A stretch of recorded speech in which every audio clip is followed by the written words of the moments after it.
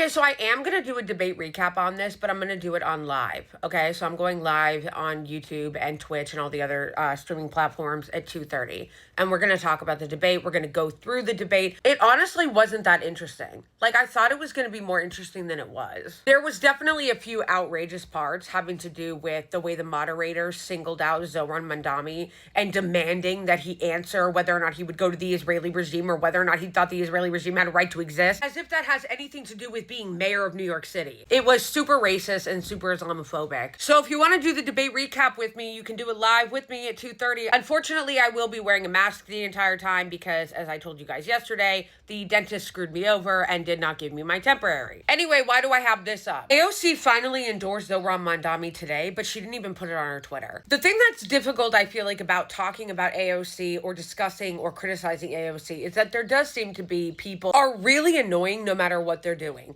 Like, they're either overly excusing her behavior or her choices, or they're like demented and go psycho on her for things that like really are not fair. So I see a lot of that happening today. My thing is, I'm gonna give her credit when she does something good. I'm gonna criticize her when she does something bad. And to me, this is bullshit. She should have, I'm glad she endorsed him. Don't get me wrong. I'm glad she endorsed him. But where's the tweet?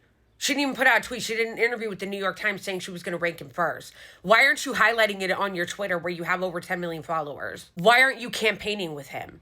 Why aren't you doing anything to elevate? It's giving you want to have it on the DL. It's giving you're embarrassed. I said this yesterday in a video, but if she thinks that she's going to run for president while completely throwing the entire movement that brought her to the dance under the bus, she's got another thing coming. She spent the last 3 months running around with Bernie Sanders going on an oligarchy tour, but now it's all tepid and calculating and political when it comes to endorsing Zohran Mamdani, which is a very important race and a very important endorsement considering that he has very low name recognition and Andrew Cuomo is horrible. This isn't like, oh, well, you know, if he doesn't win and if Adrienne Adams wins, like, no, we do not want Andrew Cuomo winning. Like, this is so bad. Like, we have to be loud about endorsing other people and telling them not to rate Cuomo. So the fact that she's being all low-key about it when this is supposed to be part of her movement tells me once again that she is more interested in her own self-actualization,